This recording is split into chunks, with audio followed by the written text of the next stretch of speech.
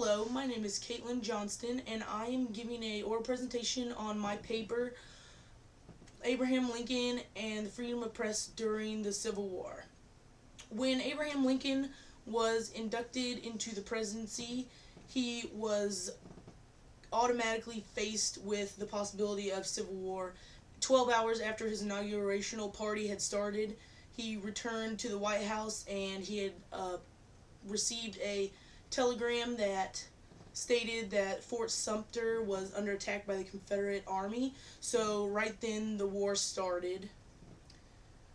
The paper back in those days was the only way that people got information about politics and government, and at this time the Civil War. So it was really important that the paper was there to inform the public and give them information and not put their opinions in. But as the war started, the press started to put their opinions into the paper and try to persuade the people that were reading it to view their ideas and their thoughts about the president. So they really tried to sway their opinions on how they liked the president and stuff. So while the president was dealing with war, he also had to deal with the press. When the war started, it created an unprecedented demand for the news. People automatically took sides, so lots of opinions were thrown into the paper, and people really wanted to read the paper. The South, and not only did the South say bad things about Lincoln in their paper, but also the Northern Democrats, who did not like him, ridiculed and made fun of the way he was running the country. But because Lincoln already had a great deal of experience with the press, because he was elected with very little of the popular vote, 40% or less than 40%, so people already didn't like him very much, and he knew that. One of my sources said that never had so many political anger boiled over into political art. So not only were they writing articles that showed their distaste for the president, they were also making cartoons and political caricatures of the president.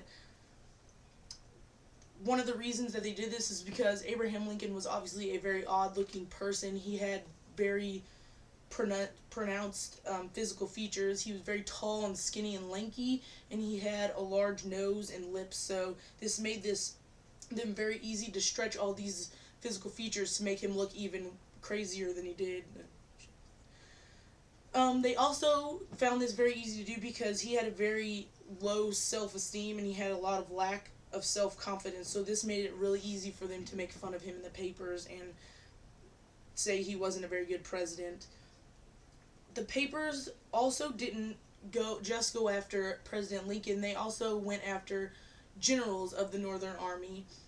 In one instance, a major had wrote a letter to President Lincoln, and an editor got a hold of it and he printed it in his paper.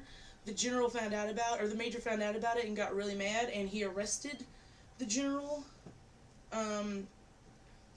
Lincoln backed the president in this, but he told him to tread lightly because dignity wasn't a reason for censorship of the publication.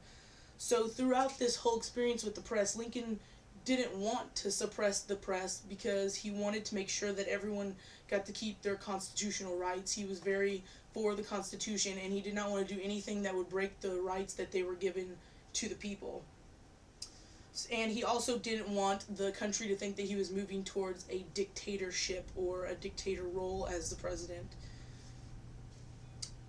Throughout his presidency, the press never let up on Abraham Lincoln. He was constantly in the line of fire, and he was constantly made to look as if he didn't know what he was doing. But he always tried to do what was best for the country, and he didn't just do what would make him look good for the newspapers. That wasn't his concern. He really wanted to keep the country together as one whole country and not two separate countries. So the press never let up on him until the spring of 1865, when he was assassinated by John Wilkes Booth at Ford's Theater. So throughout Abraham Lincoln really tried to